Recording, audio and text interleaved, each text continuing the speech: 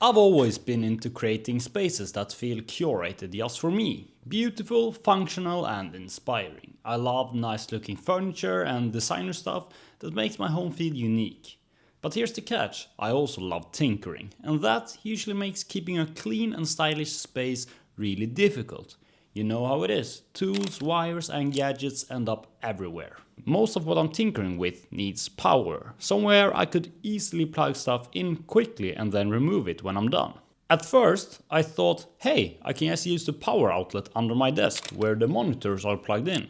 But nope, that thing is hard to access since I need to go under the desk and it requires a huge amount of force to plug stuff in for some reason, which makes it a total hassle for anything that isn't permanent. Then I thought, what about just slapping a power strip on the shelf on the right? And yeah, I could do that, but to be honest, most power strips look awful.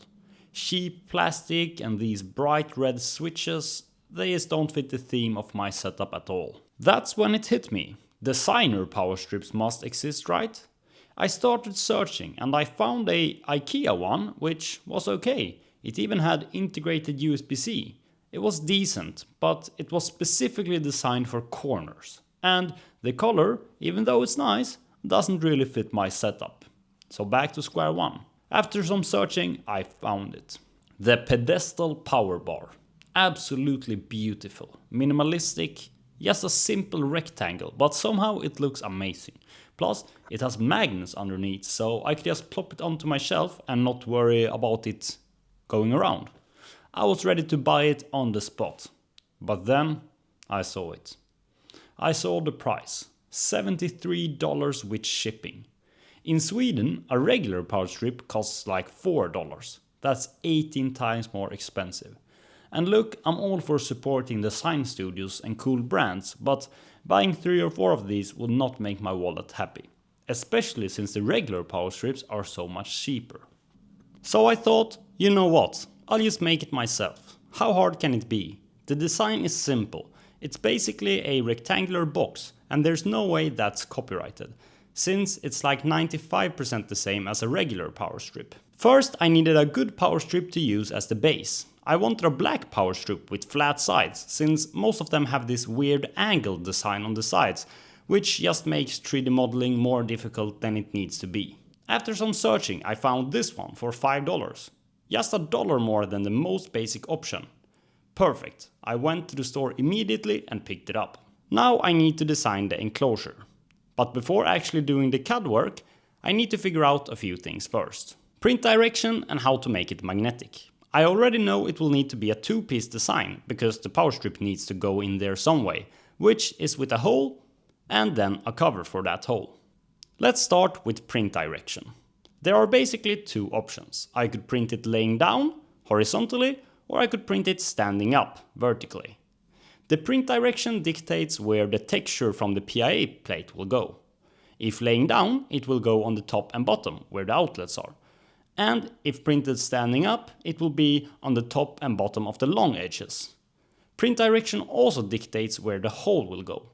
If printed laying down, the hole, and therefore the screws, will be on the bottom, where they aren't visible. But if printed standing up, they will be on the front, where they are going to be visible. Having the screws visible wouldn't be an issue, if it weren't for the fact that I don't yet have my black M3 screws, and only have these silver ones, which I'd prefer to be hidden. So based on this, I went with laying down. That way the screws are out of sight, and I will also have the grippy texture on the top where the outlets are, which I think is the best look. The next thing I needed to figure out was making it magnetic. The pedestal one just clamps onto metal surfaces, which is awesome. Luckily I had this pack of 50 magnets from AliExpress, which I bought for $2. They're not super strong, but I hope they'll do the job. I just need to figure out how to fit them. I had seen on YouTube that you can pause the print midway and insert the magnets, and then continue the print. This way the magnets will be enclosed in the plastic, which I think is cool, but I'm not sure if it's worth the hassle.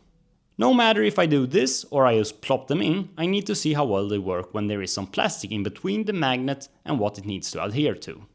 So I printed out some tests for this.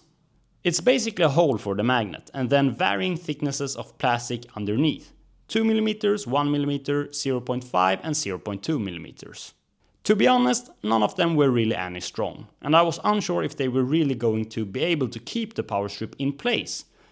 But it was sure that the thinner the plastic, the stronger the magnetic pull was. And so, from this testing, I went with 0.5 mm, since the difference between 0.5 and 0.2 mm was minimal. However, having no plastic under the magnet was way better. But if I did that, I'm not sure how I would keep the magnet from sticking to the metal once the power strip had been lifted up. So, after deciding these factors, I took some measurements, I did some CAD, and then I printed it.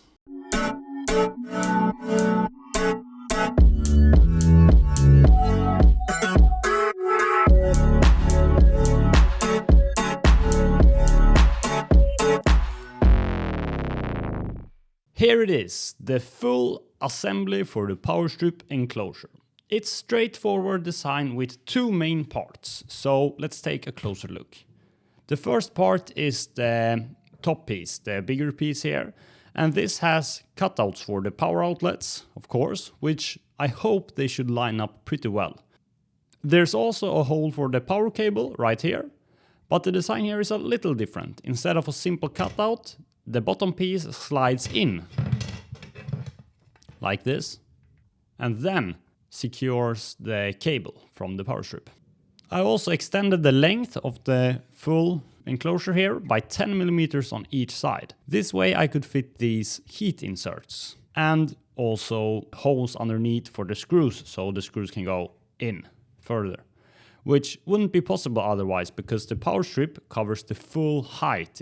It's gonna go up to here. Now the bottom piece. It's pretty simple. It has the pillar that I showed off earlier. It has 3 10 mm circular holes for the magnets and 4 cutouts for the feet of the power strip, so the power strip sits flush, because this feet would extend slightly beyond the top here. There are also countersunk holes for the screws to hold everything together here on the other side. So let's grab the power strip. So let's start by putting the power strip into the main enclosure here. And this sits very tight actually, which I was even unsure at first if it was gonna fit, because you can see that it is like a millimeter too short. But with some force, I was able to actually put it in. Now that's fitted, it sits very tightly, and as you can see the feet there, they extend slightly beyond. And let's see, yeah, I think the holes here, I did my best and they are pretty good. There's no extension here, pretty much perfect. There's like 0.2 millimeters at most that it could be moved, but yeah, I think that looks great. So now let's attach the bottom piece. So obviously the bottom piece will go on like this, which forms a tight seal there with the cable. And then it just screws on here. So let's do that. So now that it's put together, I think it looks pretty good, especially for being a first prototype. I think it's very close to the pedestal one. Obviously this isn't centered here, but I think that's fine, you know, doesn't really annoy me. And also these aren't centered in the middle of it, which I think the pedestal one is. But yeah, those things doesn't really annoy me. I have to work within the compounds of the original power strip, of course. But there are a few problems, so let's talk about them. First, the bottom piece. While the screws here on both ends hold everything tightly, the middle section has some flex in it, as you can see from the sides here. But a friend suggested an improvement. Instead of having the cover sit on top of the other piece, outside here, I could design this piece to go inside, like an inset or an inlet. That way the connection would be stronger, because it would touch the sides, and the seam wouldn't be visible from the sides, which, yeah, that's definitely something to try in the next version. The second issue is the magnets that are here. They don't work as well as I'd hoped. The goal was for the power strip to stay firmly attached to the metal shelf, but right now the magnets only prevent it from falling down the sides of the shelf, which is not exactly ideal.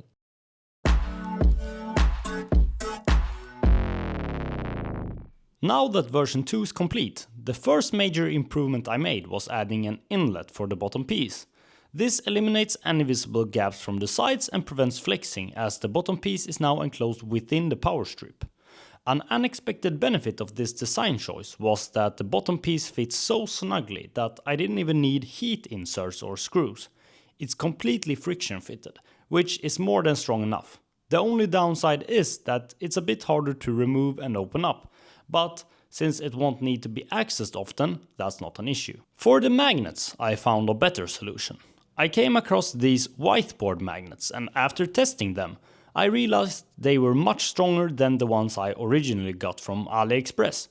To incorporate them, I had to increase the bottom plate's thickness from 2mm to 7mm, which also made the power strip 5mm taller. I don't mind that though, since the design was never fully symmetrical to begin with due to the shape of the original power strip. Overall, I'm really happy with how this turned out. It looks great on my shelf and it came together almost exactly as I envisioned. The two staples magnets do a great job keeping the power strip in place, but if I were to print another one, I'd probably add 1 or 2 more magnets to make it even stronger. Right now it holds well in place, but it's not quite strong enough to mount upside down or on the side of an object. I also didn't want the first prototype to go to waste, so I bought another power strip, finished both versions and placed version 1 in another spot where the small design details aren't as noticeable. It still looks much better than a standard power strip, so I'm happy with that too. That's all for today, and thank you for watching.